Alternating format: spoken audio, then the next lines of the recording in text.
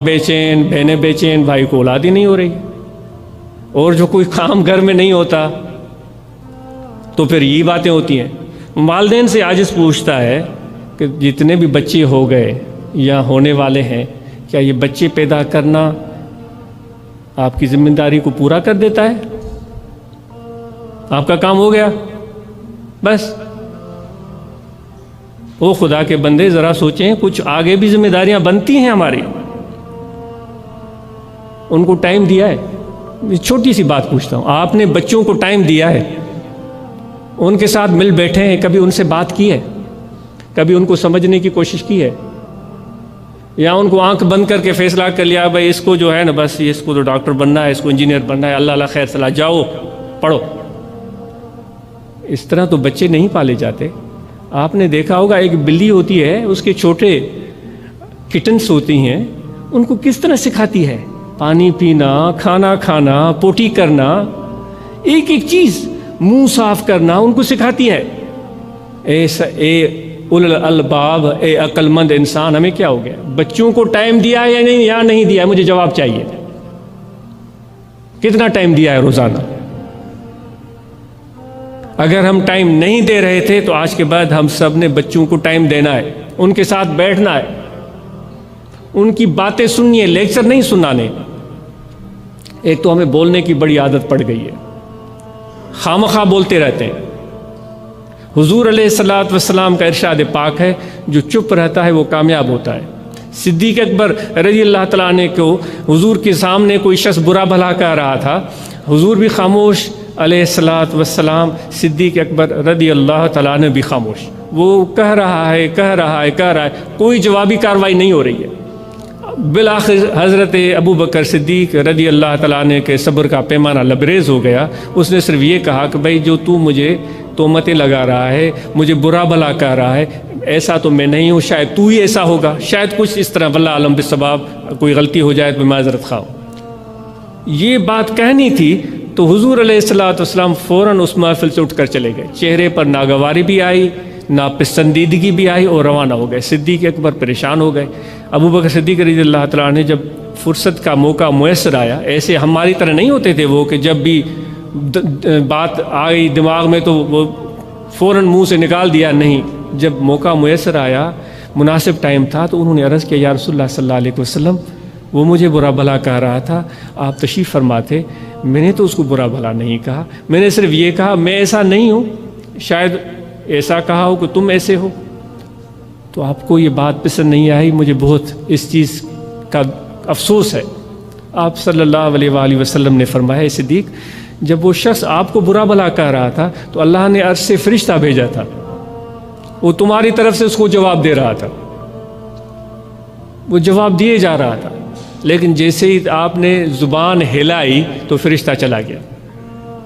تو فرشتہ چلا گیا تو ہم نے بھی سوچا کہ جب فرشتہ چلا گیا تو ہمارے بیٹھنے کی ضرورت نہیں ہے۔ اے میرے بھائیو، اگر مجھے یا آپ کو کوئی برا بھلا کہتا بھی ہے تو حضور علیہ الصلوۃ والسلام کے ارشاد کے مطابق خدا کی طرف سے اس کو جواب مل رہا ہوتا ہے، تو ہم کیوں پریشان ہوتے ہیں؟ تو والدین کو چاہیے کہ بچوں کو ٹائم دیں، اور والدین سے ایک اور گزارش ہے کہ بچوں کے ساتھ باہر سیر پر جائیں۔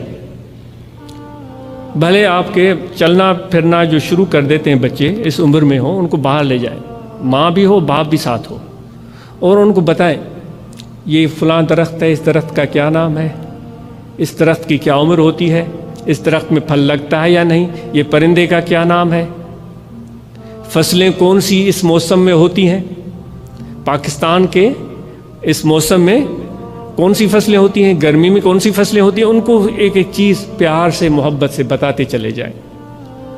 یہ ایسی ایجوکیشن، ایسی تعلیم ہے جو بچوں کا انس اور تعلق آپ سے بڑھائے گی، اور اس فطرت سے بچے پیار کرنا شروع کر دیں گے۔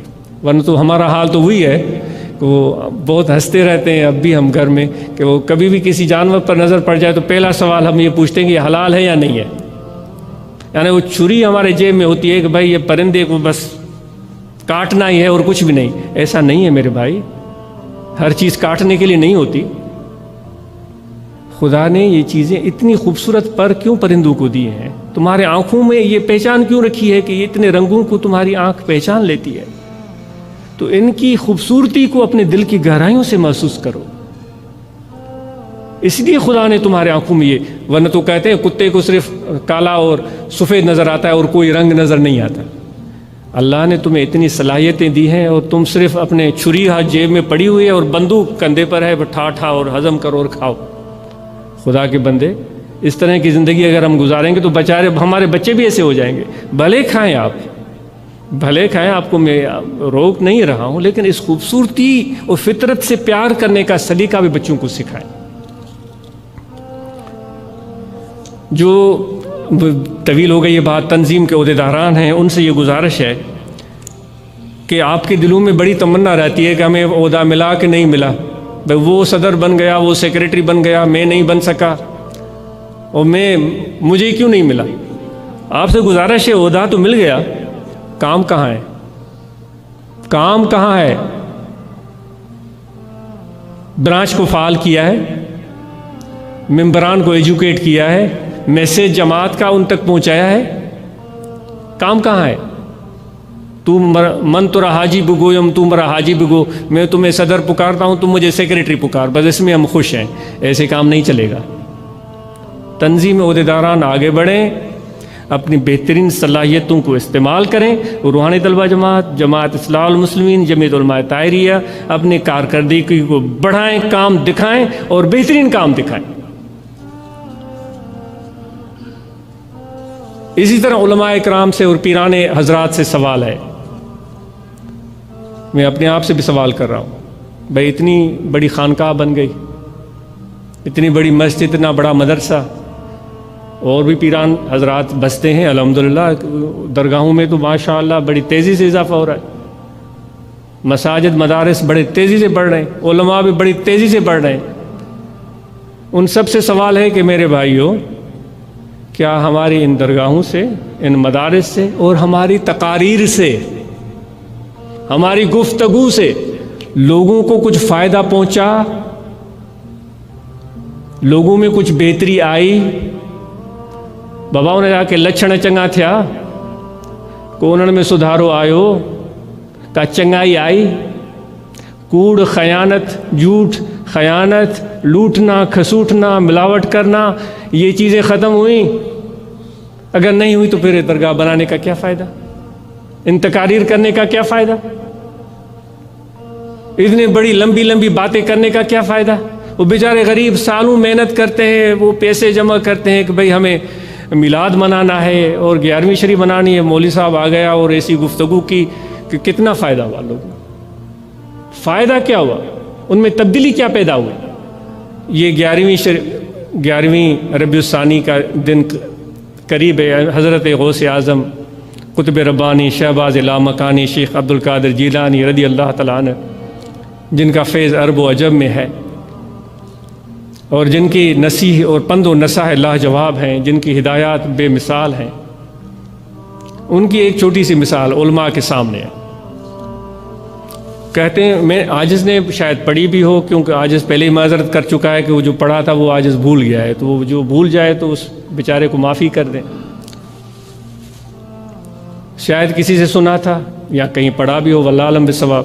کہتے ہیں کہ حضرت غوث اعظم رضی اللہ تعالیٰ عنہ کا فرزند کہیں سے پڑھ کر آ گیا، غالباً حضرت خواجہ عبد الوہاب یا کچھ اس طرح کا نام تھا رضی اللہ تعالیٰ عنہ. جب پڑھ کر آ گیا تو آپ کو بڑی خوشی ہوئی کہ میرا فرزند پڑھ کے آیا. تو مجمع لگا ہوا تھا اور آپ کے مجمع میں ہزاروں لوگ بیٹھے ہوئے تھے. اپنے صاحبزادے کو فرمایا کہ تم پڑھ کر آئے ہو تو کچھ لوگوں کو سناؤ. تو صاحبزادہ صاحب کھڑے ہو گئے اور انہوں نے بڑی مدلل، محققانہ گفتگو کی، بڑے نفیس نکتے بیان کیے، منطقی انداز، فلسفیانہ انداز میں لاجواب گفتگو کی. آپ خاموشی سے سنتے رہے، مجمع میں بالکل خاموش. جو میں نے سنا ہے، اگر غلط ہے تو میں معذرت خواہ ہوں، آپ بھلے مجھے سمجھا دیجیے گا کہ بھائی آپ غلط کر رہے ہیں، یہ بات ایسے نہیں، ایسے میں مان لوں گا انشاءاللہ. جو صحیح ہوگا وہ صحیح ہے، جو غلط ہے سو غلط ہے. تو جب وہ بیٹھ گئے تو مجمع پر بالکل سکوت طاری تھا، کوئی نہیں ہلا. جب بیٹھ گئے تو حضرت غوث اعظم رضی اللہ تعالیٰ عنہ نے فرمایا صرف چند جملے، بھائی ہمیں رات ارادہ ہوا کہ صبح روزہ رکھیں گے، تو شام کو ہم نے دہی بھی رکھی تھی یا دودھ رکھا تھا کہ سحری پر ہم اٹھ کر